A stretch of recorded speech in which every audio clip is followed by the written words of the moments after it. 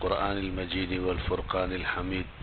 أعوذ بالله من الشيطان الرجيم. بسم الله الرحمن الرحيم.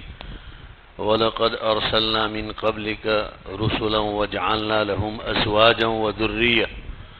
وعن أبي أيوب الأنصاري رضي الله تعالى عنه قال النبي صلى الله عليه وسلم: أربع من سنن المرسلين: الحياء والتعطر والسواك والنکاح.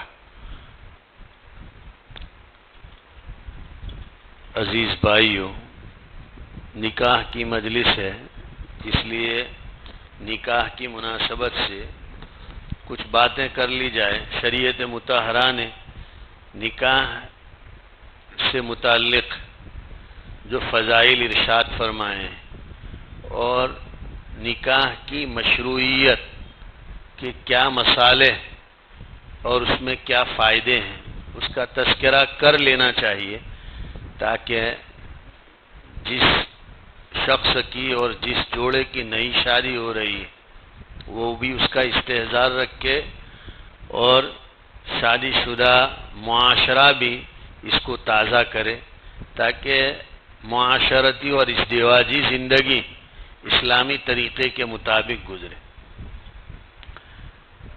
جہاں تک نکاح کی فضیلت کی بات ہے تو اس کی فضیلت کے لیے یہ کافی ہے کہ یہ سارے انبیاء کی سنت ہے. نبی کریم صلی اللہ علیہ وسلم کی بھی سنت ہے اور تمام انبیاء کرام علیہم الصلوات والتسلیمات کی سنت ہے. اللہ تعالی نے حضور صلی اللہ علیہ وسلم کو خطاب کرتے ہوئے یہ بات ارشاد فرمائی ہے کہ ہم نے آپ سے پہلے بہت سارے پیغمبر بھیجے، ان کو بیویاں بھی عطا فرمائی اور ان کو اولاد بھی ہم نے عنایت فرمائی.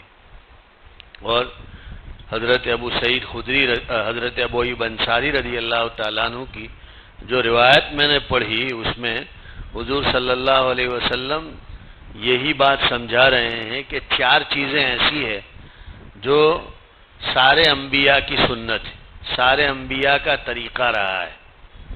اس میں پہلی چیز ہے حیا، شرم، یعنی وہ کام جن کی وجہ سے انسان کو خفت برداشت کرنی پڑے،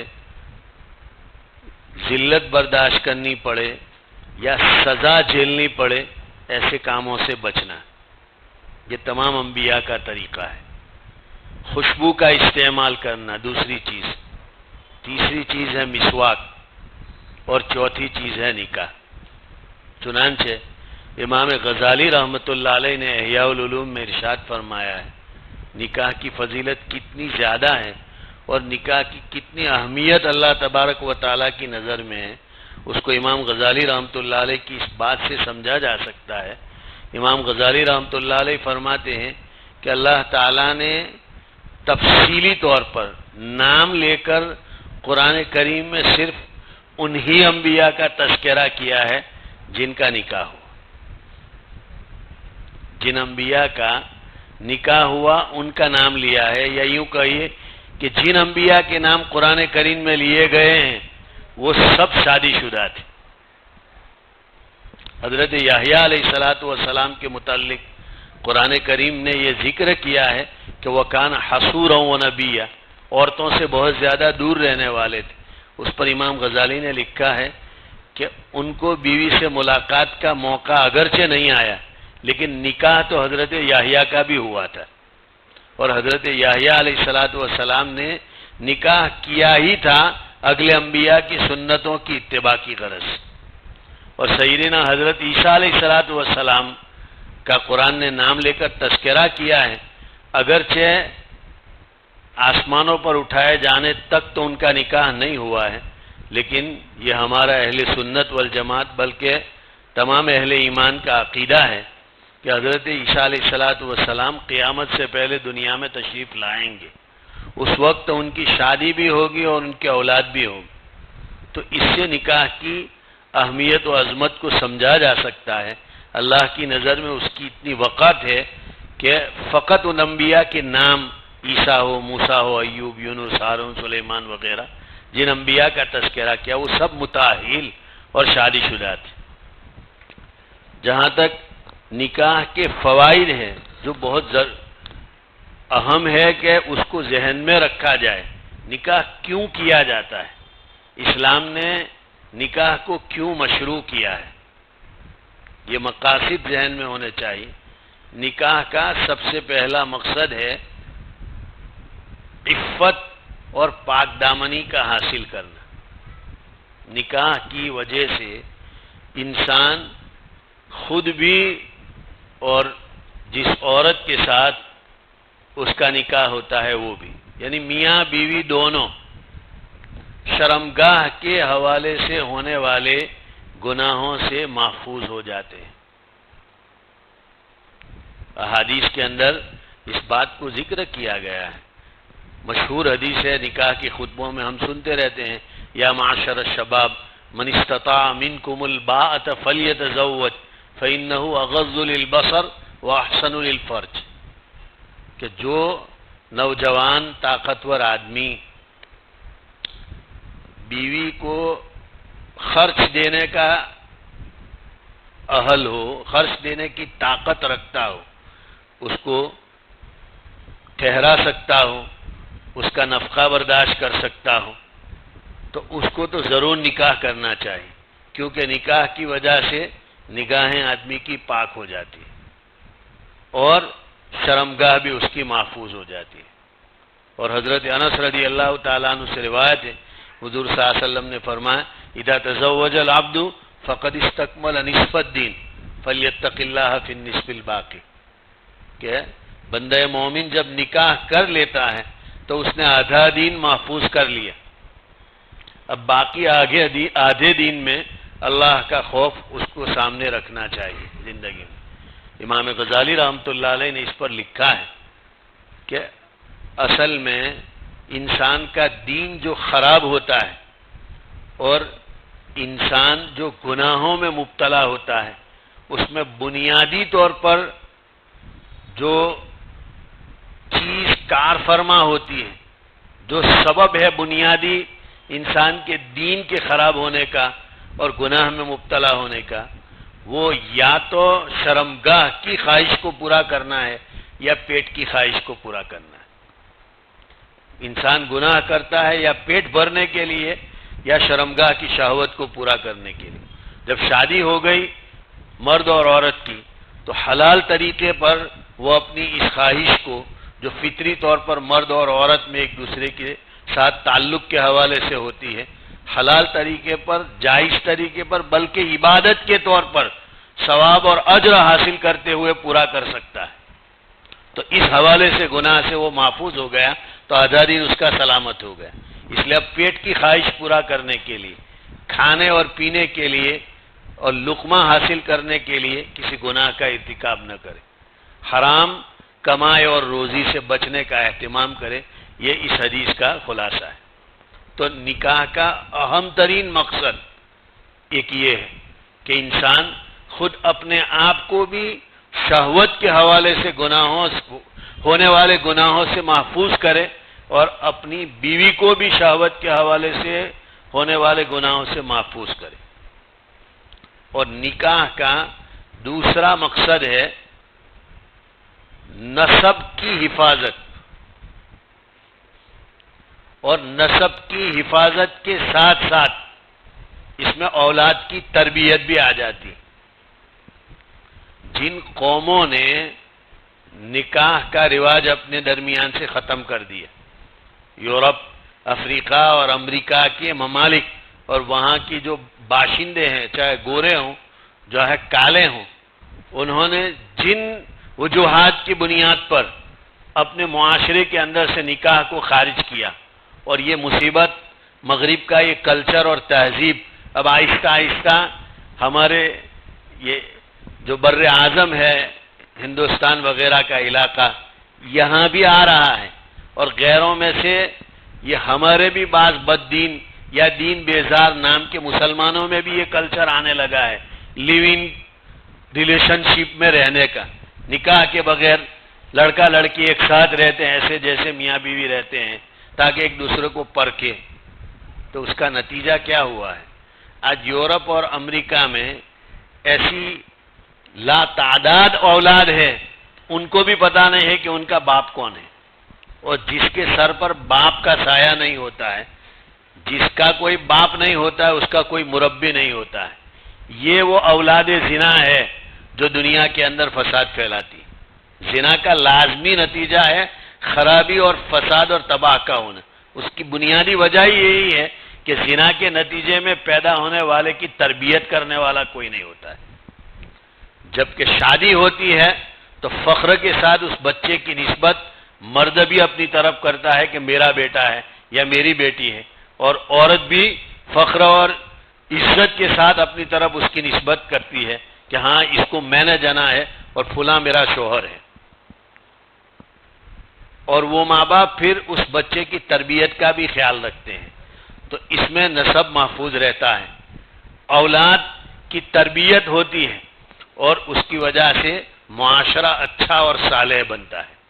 تو نکاح میں یہ مقصد بھی مد نظر رکھنا چاہیے. اور ایک اور اہم ترین مقصد جو حدیث میں بیان کیا گیا ہے اس کو میں بیان کر دیتا ہوں، وقت کم ہے، بات ختم کر دوں گا. اور وہ یہ ہے کہ ایک حدیث میں آپ صلی اللہ علیہ وسلم نے فرمایا تزوج الودود الولود فإنی مکاثر بکم الامم یوم القیام. بہت زیادہ محبت کرنے والی، بہت زیادہ بچے جننے والی عورت کے ساتھ شادی کرو. یہ کیسے پتا چلے گا؟ تو وہ اس کے خاندان کی عورتوں سے اندازہ کیا جا سکتا ہے. اور اس ضمن میں یہ بات بھی سمجھ میں آئی کہ نکاح کے نتیجے میں میاں بیوی کے درمیان جو نکاحی تعلق قائم ہوتا ہے اس کا مقصد صرف شہوت رانی نہیں ہونی چاہیے. جہاں شہوت رانی ہو، یعنی خواہش کو حلال طریقے پر پورا کرنا ہو، اس کے ساتھ ساتھ عفت اور پاکدامنی کے ساتھ تحصیل اولاد کی نیت کرنی چاہیے کہ میں یہ رشتہ اس لیے قائم کر رہا ہوں اپنی بیوی کے ساتھ کہ اس کے نتیجے میں اللہ تعالیٰ مجھے اولاد دے. یہ قرآن نے کہا ہے. پہلے رمضان کی راتوں کے اندر بیوی کے پاس جانا ممنوع تھا، بعد میں یہ حکم منسوخ ہوا، بعض وجوہات واقعات پیش آئے اس کی بنیاد پر، تو اس کو جب جائز کرا دیا کہ رمضان کی راتوں میں بھی بیوی سے آدمی مل سکتا ہے، تو اس کو قرآن نے کہا ہے، وہ الفاظ دیکھیے فالآن باشروہن، اب تمہیں اجازت ہے کہ تم رمضان کی راتوں میں اپنی بیوی کے ساتھ نکاحی تعلق قائم کر سکتے ہو، لیکن وابتغوا ما کتب اللہ لکم، اس تعلق کے اندر بیوی کے پاس جاتے وقت نیت کرو کہ تمہاری قسمت میں، تمہارے مقدر میں اللہ تبارک و تعالیٰ نے جو اولاد لکھی ہے اس کا سبب اور ذریعہ اختیار کر رہے ہیں. تو اولاد کی تحصیل یہ نکاح کا مقصود ہونا چاہیے، اور اس پر ہمارے لیے بہت بڑی سعادت یہ ہوگی کہ امت محمدیہ میں اضافے اور کثرت کا ہم سبب بنیں گے، اور اس کثرت پر قیامت کے دن نبی کریم علیہ الصلاۃ والسلام سارے انبیاء اور تمام امتوں کے سامنے فخر فرمائیں گے. تو یہ نکاح کی مشروعیت کے مقاصد، مصالح بھی ہیں، فائدے بھی ہیں، اور اس ضمن میں اس کی فضیلت بھی ثابت ہوتی ہے. اور بنیادی طور پر ایک بات مد نظر رکھنی چاہیے، وہ یہ کہ نکاح انسانی زندگی کا ایک اہم ترین موڑ ہے. ایک آدمی اکیلا بے فکری کے ساتھ جی رہا تھا، اب اس کے ساتھ ایک دوسری زندگی جڑتی ہے. اس موقع پر قرآن کریم، نبی کریم صلی اللہ علیہ وسلم کا جو خطبہ نکاح ہے اس میں جن آیات کا انتخاب کیا گیا ہے ان آیات میں تقوی پر زور دیا گیا ہے. اس لیے میاں بیوی دونوں ایک دوسرے کو تقوی اور اللہ تبارک و تعالیٰ سے خوف و خشیت میں مددگار بننے چاہیے. اللہ تبارک و تعالیٰ ہمیں ان باتوں کو سمجھ کر اس پر عمل کی توفیق عطا فرمائے. وآخر دعوانا ان الحمدللہ رب العالمین.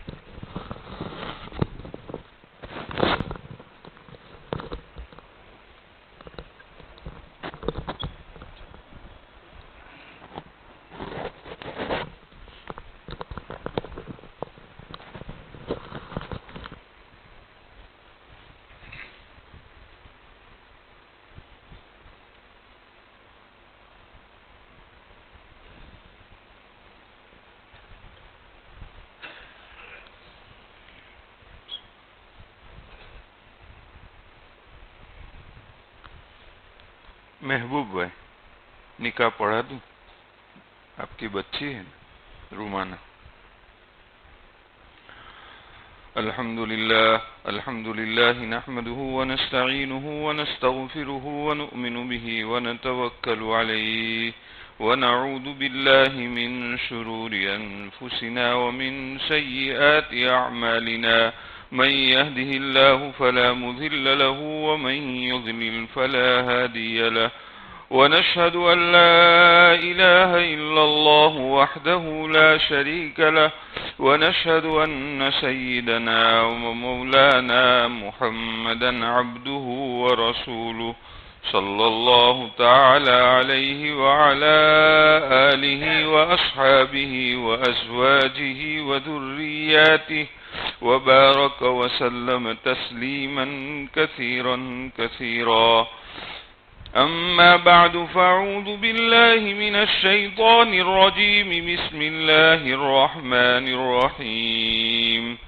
يا أيها الناس اتقوا ربكم الذي خلقكم من نفس واحدة وخلق منها زوجها وبث منهما رجالا كثيرا ونساء واتقوا الله الذي تساءلون به والأرحام إن الله كان عليكم رقيبا. وقال تعالى يا أيها الذين آمنوا اتقوا الله حق تقاته ولا تموتن إلا وأنتم مسلمون. وقال تعالى يا أيها الذين آمنوا اتقوا الله وقولوا قولا سديدا يصلح لكم أعمالكم ويغفر لكم ذنوبكم ومن يطع الله ورسوله فقد فاز فوزا عظيما. وقال النبي صلى الله عليه وسلم يا معشر الشباب من استطاع منكم الباءة فليتزوج فإنه أغض للبصر وأحسن للفرج ومن لم يستطع فعليه بالصوم فإنه له وجاء أو كما قال عليه الصلاة والسلام. وقال النبي صلى الله عليه وسلم إن عدم النكاح بركة أيسره مؤونة أو كما قال صلى الله عليه وسلم. جناب مولانا اشفاق احمد نذیر اجمیر والا، جناب محبوب بھائی نور محمد بیری والا نے اپنی صاحبزادی رومانہ محبوب بھائی بیری والا کو اپنی تولیت و توکیل سے آپ کے نکاح میں 5,000 روپیہ نقد بہر کے بدلے رومانہ محبوب بھائی بیری والا کی ذات کو بیوی اور زوجہ بنا کر عقد نکاح میں دیا. آپ نے قبول کیا؟ جی ہاں، میں نے اس کو اپنے نکاح میں قبول کیا. بارک اللہ لکما وبارک علیکما وجمع بینکما بخیر. سبحانک اللہم وبحمدک وتبارک اسمک وتعالی جدک ولا الہ غیرک. سبحان اللہ وبحمدہ عدد خلقہ ورضا نفسہ وزینت عرشہ ومداد کلماتہ. اللہم لا نحصی ثناء علیک انت کما اثنیت علی نفسک. اللہم لک الحمد کلہ ولک الشکر کلہ وإلیک یرجع الامر کلہ. الحمد للہ کالذی تقول وخیرا مما نقول. اللہم صل علی محمد وعلی آل محمد کما صلیت علی ابراہیم وعلی آل ابراہیم انک حمید مجید. اللہم بارک علی محمد وعلی آل محمد کما بارکت علی ابراہیم وعلی آل ابراہیم انک حمید مجید. رب صل وسلم دائما ابدا على حبيبك خير الخلق كلهم. اللهم صل على محمد أبد العابدين وصل على محمد دهر الداهرين. ربنا ظلمنا أنفسنا وإن لم تغفر لنا وترحمنا لنكونن من الخاسرين. رب اغفر وارحم وأنت خير الراحمين. رب اغفر وارحم وأنت خير الراحمين. رب اغفر وارحم وانت خیر الراحمین ربنا لا تزغ قلوبنا بعد إذ هديتنا وهب لنا من لدنك رحمة إنك أنت الوهاب ربنا آتنا في الدنيا حسنة وفي الآخرة حسنة وقنا عذاب النار ربنا آتنا من لدنك رحمة وهيئ لنا من أمرنا رشدا ربنا هب لنا من أزواجنا وذرياتنا قرة أعين واجعلنا للمتقين إماما رب اجعلني مقيم الصلاة ومن ذريتي ربنا وتقبل دعاء ربنا اغفر لي ولوالدي وللمؤمنين يوم يقوم الحساب اللهم آتنا أفضل ما تؤتي عبادك الصالحين اللهم إنا نسألك من صالح ما تؤتي الناس من المال والأهل والولد غير ضال ولا مضل اللهم زينا بزينة الإيمان واجعلنا هداة مهتدين اللهم إنا نسألك تمام العافية ودوام العافية والشكر على العافية اللهم إنا نسألك الغنى عن الناس اللهم إنا نسألك من خير ما سألك منه نبيك محمد صلى الله عليه وسلم ونعوذ بك من شر ما استعاذ منه نبيك محمد صلى الله عليه وسلم وأنت المستعان وعليك البلاغ ولا حول ولا قوة إلا بالله العلي العظيم یا ارحم الراحمین یا ارحم الراحمین یا ارحم الراحمین ہم بڑے سیاہکار ہے، پاپی ہے، مجرم ہے، گنہگار ہے۔ یا اللہ تو ہم سب کی مکمل مغفرت فرما، ہم سب کے سارے گناہوں کو معاف فرما، چھوٹے گناہوں کو بھی معاف فرما، بڑے گناہوں کو بھی معاف فرما، ظاہری اور پوشیدہ ہر قسم کے گناہوں سے اللہ تو ہمیں معاف فرما دے۔ یا اللہ تو ہماری کامل مکمل مغفرت فرما دے، ہم سب کو گناہوں سے حفاظت والی زندگی نصیب فرما دے۔ یا اللہ تیری مرضیات پر زیادہ سے زیادہ چلنے کی ہم سب کو توفیق نصیب فرما، نامرضیات پر چلنے سے، گناہ کے کاموں سے، نافرمانیوں سے اللہ تو ہماری حفاظت فرما، ہر قسم کی آزمائشوں سے، آفات بلایا سے اللہ تو ہم سب کی حفاظت فرما، ہم سب کو دنیا آخرت کی بھلائیوں سے نواز، ہم سب کی ضرورتوں کو پورا فرما، ہم سب کے مقاصد حسنہ میں کامیابی نصیب فرما۔ یا اللہ اس ہونے والے نکاح کو بے انتہا شرف قبول عطا فرما، اس میں بے انتہا خیر و برکت مقدر فرما۔ یا اللہ میاں بیوی میں بے پناہ مودت و محبت پیدا فرما۔ یا اللہ ایسی مودت و محبت ان کے درمیان ڈال دے جیسے حضور صلی اللہ علیہ وسلم اور حضرت خدیجہ کے درمیان تھی، اور جیسے حضور صلی اللہ علیہ وسلم اور حضرت عائشہ صدیقہ رضی اللہ تعالیٰ عنہ کے درمیان تھی۔ یا اللہ ازدواجی زندگی کی حقیقی مسرتوں سے مالا مال فرما، اس نکاح کو مقاصد نکاح کے حصول کا ذریعہ بنا۔ یا اللہ دونوں میاں بیوی کو آپس میں ایک دوسروں کے حقوق کی ادائیگی کا اہتمام کرنے والا بنا، حق تلفیوں سے اللہ دونوں کی حفاظت فرما، دونوں خاندانوں میں بھی خوب محبت مودت اور جوڑ پیدا فرما۔ یا اللہ نیک صالح اولاد میں وجود میں آنے کا ذریعہ بنا، ہر قسم کے شرور فتن مکارہ سے اللہ اس نکاح کی حفاظت فرما۔ یا اللہ اس رشتے کو دوام عطا فرما، یا اللہ اس رشتے کو دوام عطا فرما، خیر برکت کے ساتھ اس میں خوب دوام عطا فرما۔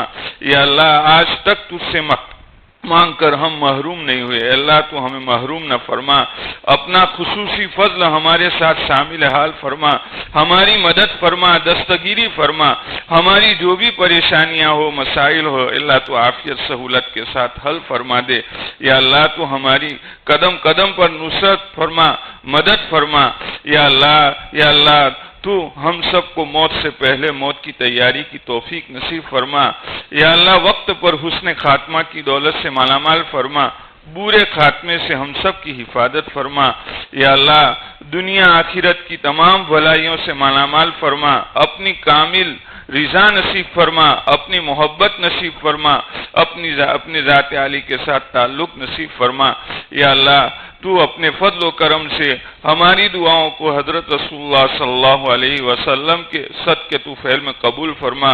وصلی اللہ تعالی علی خیر خلقہ محمد وعلی آلہ وصحبہ اجمعین برحمتک یا ارحم الراحمین۔